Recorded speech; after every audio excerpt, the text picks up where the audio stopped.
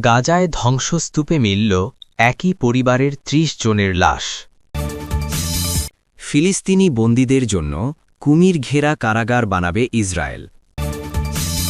ইরানকে কঠোর হুঁশিয়ারি ইসরায়েলের। ইরানের পারমাণবিক কর্মসূচি নিয়ে কঠোর হুঁশিয়ারি দিয়েছেন ইসরায়েলের গোয়েন্দা সংস্থা মোসাদের প্রধান ডেভিড বার্নিয়ে। তিনি বলেছেন, ইরান যেন তার পারমাণবিক কর্মসূচি পুনরায় চালু করতে না পারে তা নিশ্চিত করা ইসরায়েলের। ইরানের পারমাণবিক স্থাপনায় ১২ দিনের যুদ্ধে ইসরায়েলের প্রতিরক্ষা বাহিনী আইডিএফ হামলার ৬ মাস পর এ হুঁশিয়ারি দিলেন তিনি। খবর টাইমস অফ ইসরায়েলের। জেরুজালেমে মোসাদের গোয়েন্দা সদস্যদের সম্মাননা প্রদান অনুষ্ঠানে বার্নিয়ে বলেন, ইসরায়েলের ধ্বংসে শপথ নেওয়া একটি দেশ হিসেবে ইরান এমন মাত্রায় ইউরেনিয়াম সমৃদ্ধ করেছে যার কোনো ব্যাখ্যা নেই, সামরিক পারমাণবিক অস্ত্র তৈরির লক্ষ্য ছাড়া। সুযোগ পেলেই তারা দ্রুত সেই পথে এগোবে।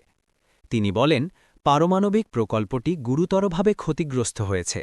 যুক্তরাষ্ট্রের সঙ্গে ঘনিষ্ঠ সহযোগিতায় আমাদের দায়িত্ব হল এই প্রকল্প আর কখনো সক্রিয় না হয় তা নিশ্চিত করা। এই সময় মোসাদ প্রধান ইসরায়েলের আকস্মিক সামরিক অভিযানের প্রশংসা করেন। তার মতে, এই অভিযান ইরানের ভেতরে ইসরায়েলি গোয়েন্দাদের বিস্তৃত অনুপ্রবেশ ও তথ্য সংগ্রহের সক্ষমতা প্রমাণ করেছে। বার্নিয়ে আরও বলেন, ইরান পুরোপুরি উন্মুক্ত ও অনুপ্রবেশযোগ্য তা এক মুহূর্তেই আয়াতুল্লাহদের শাসন বুঝতে পেরেছে। তবুও তারা ইসরায়েল ধ্বংসের লক্ষ্য ত্যাগ করেনি। ইরানের সঙ্গে দিকনীতিক সমাধান নিয়ে সন্দেহ প্রকাশ করে তিনি বলেন, ইরান আবারও বিশ্বকে বিভ্রান্ত করে একটি খারাপ পারমাণবিক চুক্তি বাস্তবায়ন করতে চায়। আমরা এমন কোনো খারাপ চুক্তি হতে দেব না। পশ্চিমী দেশগুলি দীর্ঘদিন ধরেই ইরানের বিরুদ্ধে পারমাণবিক অস্ত্র তৈরির অভিযোগ করে আসছে। ইরান তা অস্বীকার করলেও শান্তিপূর্ণ ব্যবহারের বাইরে ইউরেনিয়াম সমৃদ্ধকরণ, আন্তর্জাতিক পরিদর্শকদের বাধা দেওয়া এবং ব্যালিস্টিক ক্ষেপণাস্ত্র কর্মসূচি সম্প্রসারণ করেছে। যুদ্ধ শুরুর সময় ইসরায়েল দাবি করে ইরান অস্ত্রায়নের দিকে বাস্তব পদক্ষেপ নিয়েছিল। ইরানের দাবি অনুযায়ী গত জুন মাসের যুদ্ধে ইসরায়েলি হামলায় তাদের ১,০০০-এরও বেশি নাগরিক নিহত হন। জবাবে ইরান ইসরায়েলের দিকে ৫০০টিরও বেশি ব্যালিস্টিক ক্ষেপণাস্ত্র ও প্রায় ১,১০০টি ড্রোন ছোড়ে। ইসরায়েলি স্বাস্থ্য কর্মকর্তাদের তথ্য অনুযায়ী এতে ৩২ জন নিহত এবং ৩,০০০-এরও বেশি মানুষ আহত হন। দখলদার ইসরায়েলি বাহিনীর হাতে আটক ফিলিস্তিনি বন্দীদের জন্য কুমির ঘেরা কারাগার বানানোর প্রস্তাব দিয়েছেন দেশটির জাতীয় নিরাপত্তা মন্ত্রী ও চরম ডানপন্থী নেতা ইতামার বেন গভের।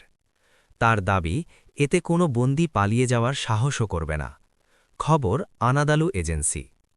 রবিবার ২১ ডিসেম্বর স্থানীয় চ্যানেল ১৩ জানিয়েছে, ইসরায়েলের প্রিজন সার্ভিস এই অস্বাভাবিক প্রস্তাব খতিয়ে দেখছে, যেখানে বলা হয়েছে বন্দীদের পালানোর সুযোগ সম্পূর্ণরূপে নিয়ন্ত্রণে রাখতে কারাগারের চারপাশে কুমির রাখা হবে। পত্রিকাটি জানিয়েছে, গত সপ্তাহে প্রস্তাবটি ইসরায়েলি কারাগার সার্ভিসের প্রধান কমিশনার কবি ইয়াকোবিকে শুনিয়েছেন বেন গভের। প্রস্তাবিত কারাগারটি দেশটির উত্তরের হামাত গাদার এলাকায় স্থাপন করা হতে পারে। এটি মূলত দখলকৃত সিরিয়ার গোলান উচ্চভূমি এবং জর্ডান সীমান্তের কাছাকাছি অঞ্চল। এখানে ইতোমধ্যেই একটি কুমিরের খামার ও চিড়িয়াখানা রয়েছে। এই প্রস্তাবের পাশাপাশি ইসরায়েলি কনস্টিটিউশনের কনেসেটে বেন গভির একটি বিল অনুমোদন করতে যাচ্ছে, যেটি পাশ হলে ফিলিস্তিনি বন্দীদের মধ্যে যারা ইসরায়েলের বিরুদ্ধে হামলার পরিকল্পনা বা অংশগ্রহণের অভিযোগে অভিযুক্ত তাদের মৃত্যুদণ্ড দেওয়া হবে। ১১ই নভেম্বর প্রথম পঠনের সময় বিলটি অনুমোদন পেয়েছে এবং আইন হিসেবে কার্যকর হওয়ার জন্য দ্বিতীয় ও তৃতীয় পাঠ অতিক্রম করতে হবে। বর্তমানে ইসরায়েলের কারাগারে ১০,০০০-এর বেশি ফিলিস্তিনি বন্দী রয়েছেন, যার মধ্যে উল্লেখযোগ্য সংখ্যা রয়েছে শিশু ও নারীর। মানবাধিকার সংস্থা এবং প্রতিবেদনগুলোর তথ্য অনুযায়ী বন্দীদের বিরুদ্ধে নির্যাতন ও চিকিৎসার অবহেলা সংক্রান্ত অভিযোগ বেড়েছে। তবে এর মাঝে বেন গভিরের প্রস্তাবটি আন্তর্জাতিকভাবে বিতর্ক সৃষ্টি করছে। ফিলিস্তিনের পশ্চিম গাজা সিটির একটি বাড়ির ধ্বংসস্তূপ থেকে একই পরিবারের ৩০ জন ফিলিস্তিনির লাশ উদ্ধার করা হয়েছে। গাজার সিভিল ডিফেন্স এ তথ্য জানিয়েছে। এক বিবৃতিতে সংস্থাটি জানায়, নিহতরা সালেম পরিবারের সদস্য।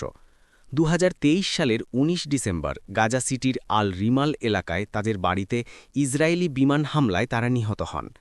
সিভিল ডিফেন্সের মতে ওই হামলায় সালেম পরিবারের প্রায় ৬০ জন সদস্য নিহত হয়ে থাকতে পারেন বলে ধারণা করা হচ্ছে। প্রতিবেদনে আরও বলা হয়েছে, ধ্বংস হওয়া ওই বাড়িটিই ছিল সিভিল ডিফেন্সের শুরু করা একটি সংগঠিত উদ্ধার অভিযানের প্রথম স্থান। এই অভিযানের লক্ষ্য ইসরায়েলি হামলায় গাজা জুড়ে ধ্বংস হওয়া ভবনগুলোর নিচে চাপা পড়ে থাকা হাজারো ফিলিস্তিনিকে খুঁজে বের করা। সংস্থাটি জানায় সীমিত সরঞ্জাম, এর মধ্যে একটি এক্সকাভেটরও রয়েছে, ব্যবহার করে ধ্বংসস্তূপ থেকে লাশ উদ্ধারের কাজ অব্যাহত থাকবে। ফিলিস্তিনি কর্তৃপক্ষের ভাষ্য অনুযায়ী ইসরায়েলি বাহিনী বর্তমানে গাজার অর্ধেকেরও বেশি এলাকা দখলে রেখেছে এবং যুদ্ধবিরতি থাকা সত্ত্বেও উপত্যকার অন্যান্য অঞ্চলে হামলা চালিয়ে যাচ্ছে। উল্লেখ্য, ২০২৩ সালের অক্টোবর মাস থেকে গাজায় চলমান ইসরায়েলি হামলায় এখন পর্যন্ত ৭০,০০০-এর বেশি ফিলিস্তিনি নিহত হয়েছেন, যাদের বেশিরভাগই নারী ও শিশু। এছাড়া এ সময় আহত হয়েছেন ১,৭১,০০০-এরও বেশি মানুষ। যুদ্ধবিরতি কার্যকর থাকার পরও এই সহিংসতা অব্যাহত রেখেছে দখলদার বাহিনী।